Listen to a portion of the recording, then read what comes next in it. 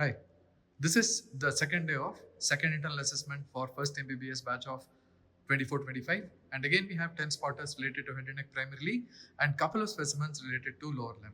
Let's see the first. Identify the probed structure and mention its bilateral communication. So let's take a look what has been probed. So just take a look. What they have probed is the pharyngeal opening of the auditory tube, which is in the nasopharynx. The other end of the tube is in the anterior wall of the middle ear. So probed structure is pharyngeal opening of auditory tube and the other end opens into the anterior wall of middle ear. Then let's see the second spotter. The second spotter again looks to be the specimen of the head and neck. Identify the tight structure, give its origin. So let's try to identify the tight structure. This is the tight structure. So what is this? This is the common carotid artery, the external carotid artery, and what they have tied is the internal carotid artery, right? The internal carotid artery is one of the terminal branches of the common carotid. So that is the origin. This is in fact the superior thyroid artery, which is the first anterior branch of the external carotid. Then let's see the third. Here we have the third spotter, lower limb. Identify the pin structure and mention its point of insertion and action. So let's try to identify the pin structure. What is it that they have pinned? They have pinned the tendocalcaneus. See? They have pinned the tendocalcaneus or the Achilles tendon, which gets inserted to the posterior surface of the calcaneum, and the action, it is the chief plantar flexor of the foot. Tendo-Achilles is formed by the fusion of gastrocnemius, soleus and plantaris muscle. Then the fourth spotter again looks to be the sagittal section of the head and neck. Identify the pin structure, mention two muscles in it. So what structure has been pinned? This is the soft palate. We can see the hard palate separating the nasal cavity and the oral cavity. This is the section of the tongue. So what has been pinned is the soft palate, and the muscles which are present within the soft palate, you can write any of those five muscles: palatoglossus, palatopharyngeus, musculus uvulae, tensor vitae palatini and levator vitae palatini. Right? So this is regarding the soft palate. Then the fifth spotter again seems to be the specimen of the head and neck. Identify the tight structure, mention two structures supplied by it. So let's see what has been tied. So this is the mandible. Below the mandible, they have tied a structure. Looking at the course of it, right? Now, if you just take a look, this is actually crossing the external carotid artery, and before that seems to be crossing internal carotid. So this seems to be the hypoglossal nerve because it is lying superficial to hyoglossus. Okay, so hypoglossal nerve loop, you can see. Hypoglossal nerve, remember, supplies all the extrinsic muscles and intrinsic muscles of the tongue except for palatoglossus, which is supplied by the cranial part of axillary nerve. Okay, so you can mention any muscles. If they are very particular about the structure supplied, then you can even mention the dura mater of the posterior cranial fossa.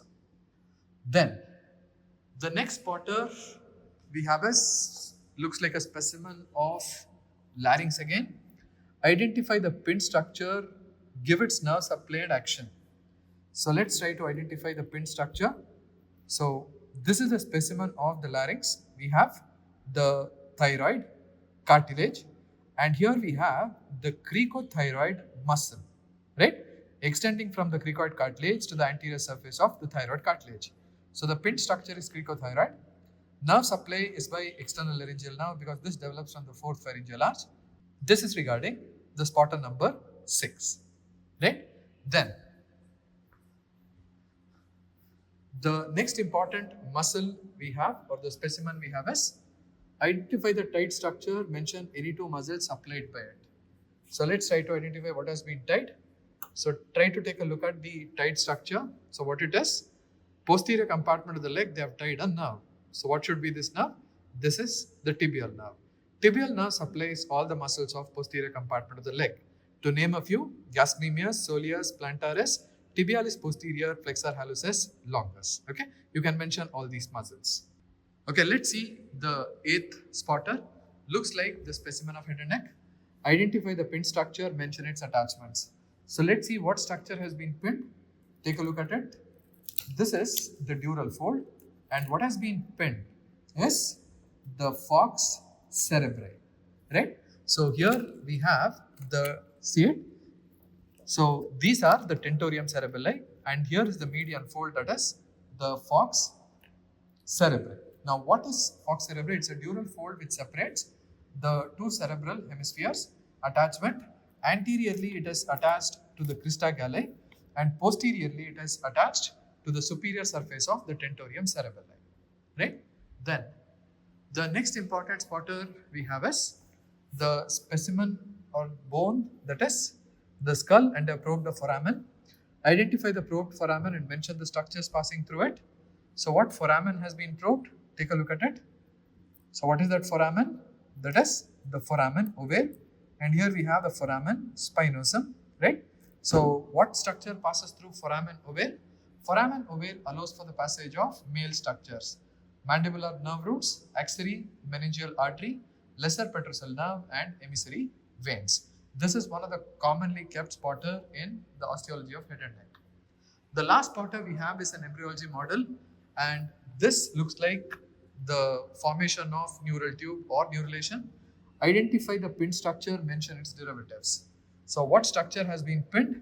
They have pinned the neural crest cells. Remember, this is the surface ectoderm, this is the mesoderm, and here we have the endoderm, right? This is the neurectoderm, and the edges of the neurectoderm is referred to as the neural crest cells.